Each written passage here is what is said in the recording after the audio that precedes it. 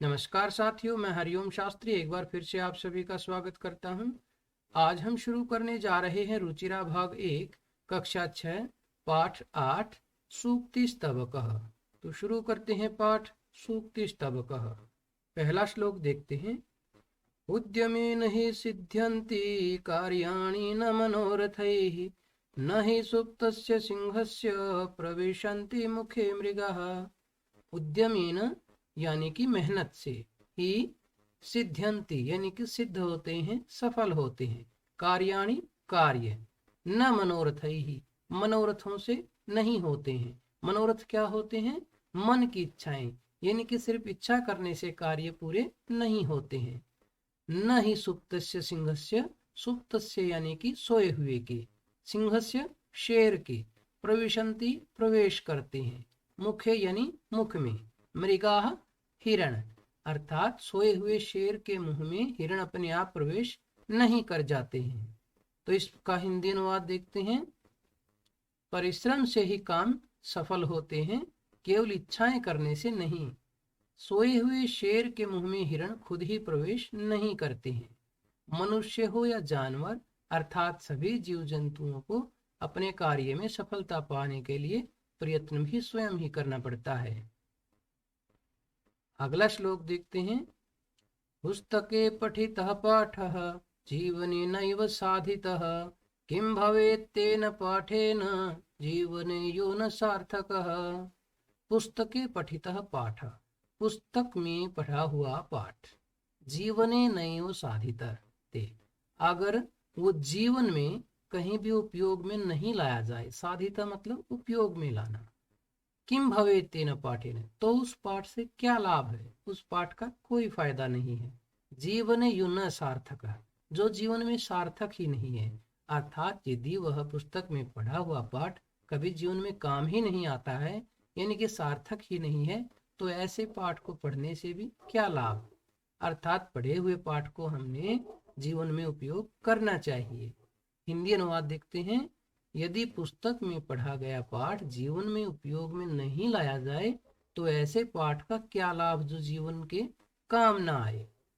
सूक्ति का भाव देखते हैं। पुस्तक में पढ़ी बातों को जीवन में अवश्य अपनाना चाहिए, अन्यथा उसे पढ़ने का कोई लाभ नहीं है। अगला श्लोक देखते हैं।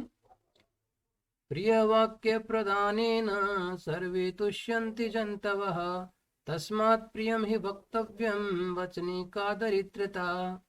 प्रिय वाक्य प्रदानेन यानी कि प्रिय वाक्य बोलने से, मीठे वाक्य बोलने से, सर्वे यानी सभी, तुष्यंति संतुष्ट होते हैं यानी कि खुश होते हैं, प्रसन्न होते हैं, जंतवः जीव, इंसान इत्यादि, यानी कि जब हम मीठा बोलते हैं किसी से तो क्या होते हैं? प्रसन्न होते हैं, प्रसन्नता मिलती है सामने वाले को।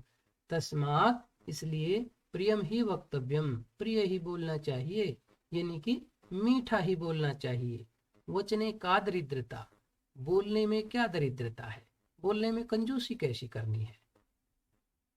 हिंदी अनुवाद देखते हैं। मनुष्य प्रिय वचन सुनने पर प्रसन्न हो जाते हैं, तो इन प्रिय वचनों का उपयोग कंजूसी से क्यों करें। सूक्ति का भाव देखते हैं। मीठे बोल सबको प्रसन्न रखने का एकमात्र सरल साधन है, अर्थात वाणी में उदार भाव और प्रेम अधिक से अधिक होना चाहिए।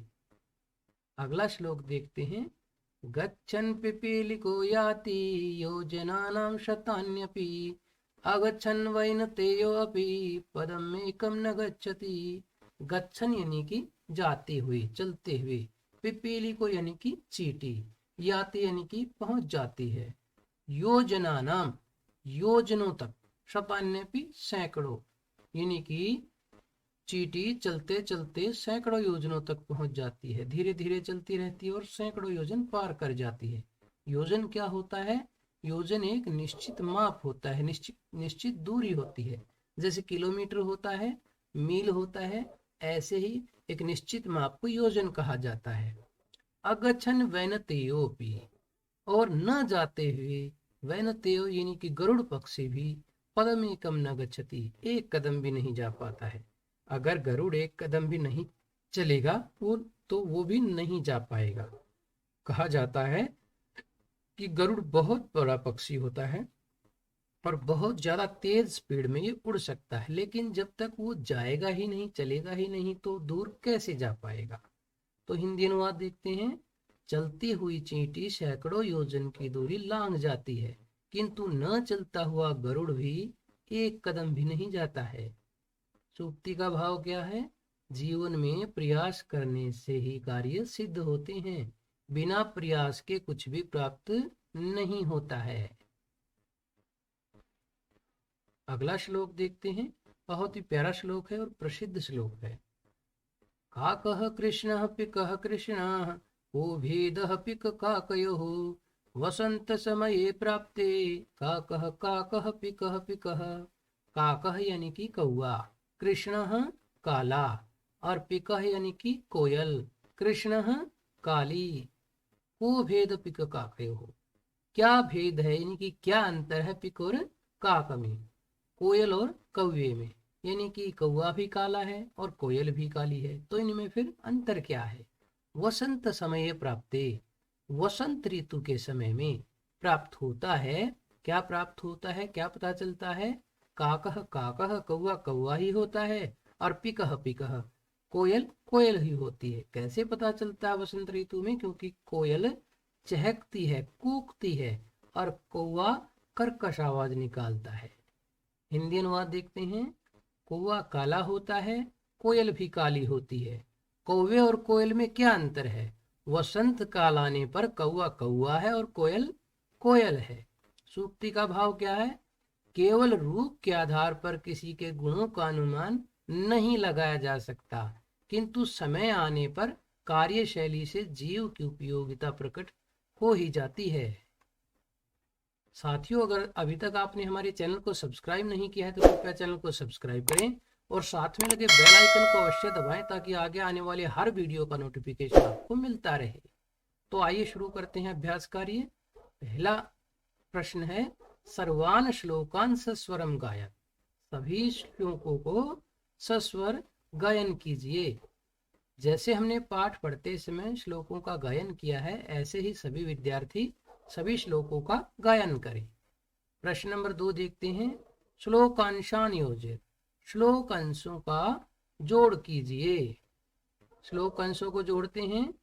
तस्मात् प्रिय ही वक्तव्यम वचने का दरिद्रता, यानी कि मीठा ही बोलना चाहिए, मीठा बोलने में कंजूसी नहीं करनी चाहिए। गच्छन् पिपीलिको याति योजनानां शतन्यपि, यानी कि चलते चलते चींटी सैकड़ों योजनों को पार कर जाती है। प्रिय वाक्य प्रदानेन सर्वे तुष्यन्ति जन्तवः, यानी कि मीठा बोलने से सभी जीव संतुष्ट होते हैं। किम भवेत् तेन पाठेन जीवने यो न सार्थकः, ऐसे पाठ को पढ़ने से क्या लाभ जो जीवन में सार्थक ही नहीं है। काकः कृष्णः पिकः कृष्णः को भेदः पिक काकयोः, कौवा भी काला है और कोयल भी काली है, तो इन दोनों में क्या भेद है। प्रश्न नंबर 3 देखते हैं। प्रश्नानाम उत्तराणि लिखत, निम्नलिखित प्रश्नों के उत्तर लिखिए। सबसे पहला प्रश्न क्या है? सर्वे जंतवः केन तुष्यन्ति, सभी जंतु किससे संतुष्ट होते हैं, कैसे प्रसन्न होते हैं। सर्वे जंतवः प्रिय वाक्य प्रदानेन तुष्यन्ति, यानी कि सभी जीव जंतु मीठा बोलने से, प्यारा बोलने से संतुष्ट होते हैं। प्रश्न नंबर 2 देखते हैं। पिक काकयोः भेदः कदा भवति, कौवे और कोयल के बीच में भेद कब होता है, अंतर कब पता चलता है। वसंत समये पिक काकयोः भेदः भवति, वसंत ऋतु का समय आने पर कौवा और कोयल में भेद पता चलता है।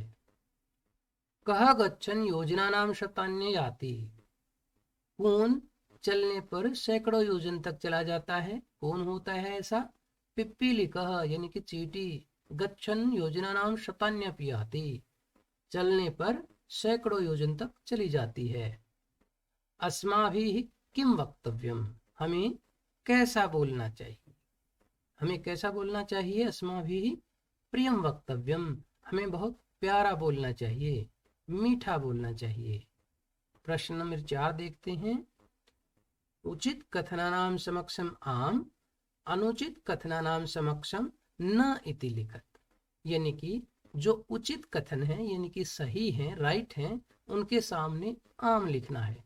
आम का मतलब होता है हाँ, और अनुचित कथनानां समक्षम यानी कि जो अनुचित है, जो सही नहीं है, रोंग है, उनके सामने न लिखना है। तो पहला वाक्य देखते हैं। पहला कथन क्या है? काकः कृष्णः न भवति, कौवा काला नहीं होता है।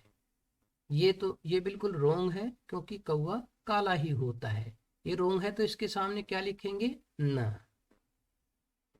अगला देखते हैं। अस्माभिः प्रियम वक्तव्यम, हमें मीठा बोलना चाहिए। ये बात बिल्कुल सही है, तो इसके सामने क्या लिखेंगे? आम। वसंत समये पिककाकयोः भेदः भवति, वसंत ऋतु के समय कौवे और कोयल के भेद का पता चलता है। ये बात बिल्कुल सही है, तो क्या लिखेंगे? आम। वैनतेयः पशुः अस्ति, गरुड़ जो है वो पशु है। क्या ऐसा है? नहीं, ये बिल्कुल गलत है, क्योंकि गरुड़ एक पक्षी होता है। तो इसलिए क्या लिखेंगे? न।